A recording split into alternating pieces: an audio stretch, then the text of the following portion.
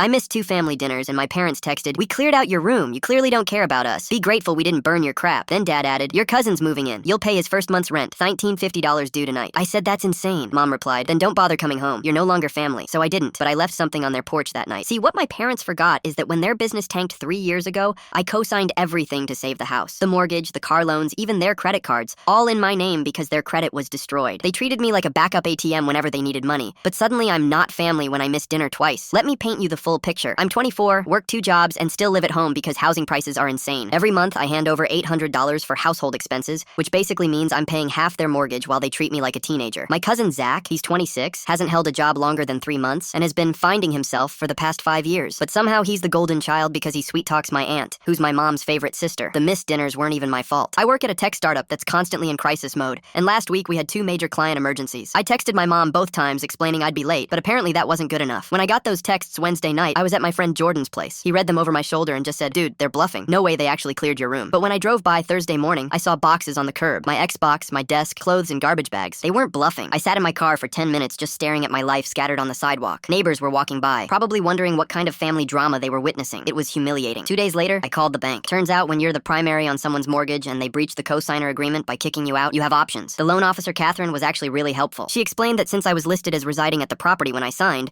being forced to leave constituted a material change in the agreement. I requested all loan documents be sent to my new address at Jordan's place. Then I called their insurance company, also in my name, and updated my contact information as the primary policyholder. Next, I called the credit card companies. 3 cards, all with my name as primary, my parents as authorized users. I requested all statements be redirected and put freezes on any new charges over $200. The envelope I left on their porch, it contained copies of every document with my signature, highlighted in yellow, and a note. "Since I'm not family, I'm removing myself from all family financial obligations. You have 30 days. Friday morning, my phone started blowing up. First my mom, then my dad, then my aunt. I let them all go to voicemail. My mom's message was 8 minutes of crying and guilt tripping. My dad's was 2 minutes of anger, then panic when he realized what the papers meant. My aunt tried playing mediator, saying, "Family doesn't hurt family like this." I called her back and said, "You're right. Family doesn't kick each other out and demand rent money for freeloading cousins." The best part? My mom called yesterday, crying. Apparently my golden child cousin lasted exactly 1 week before bailing without paying rent. He left Tuesday night while they were asleep, took some of their electronics, including Dad's laptop, and hasn't answered his phone since. Now they're facing their first mortgage payment. Without my $800 contribution, their homeowner's insurance is about to lapse, and they just realized their credit cards are frozen. My dad actually drove to my work yesterday, waited in the parking lot for 2 hours just to corner me. He looked like he hadn't slept in days, hair messy, still wearing the same wrinkled shirt from earlier in the week. "Son, we made a terrible mistake. We were stressed about money and took it out on you. Can we please talk about this like adults?" I told him I was too busy with work obligations, had to stay late for another client emergency. Maybe we could schedule something for next week if I could fit it in. The irony? Now they desperately need me to stay on the loans or lose the house they've lived in for 15 years. I told them my consultation fee is $1,950 up front, non-negotiable, cash only.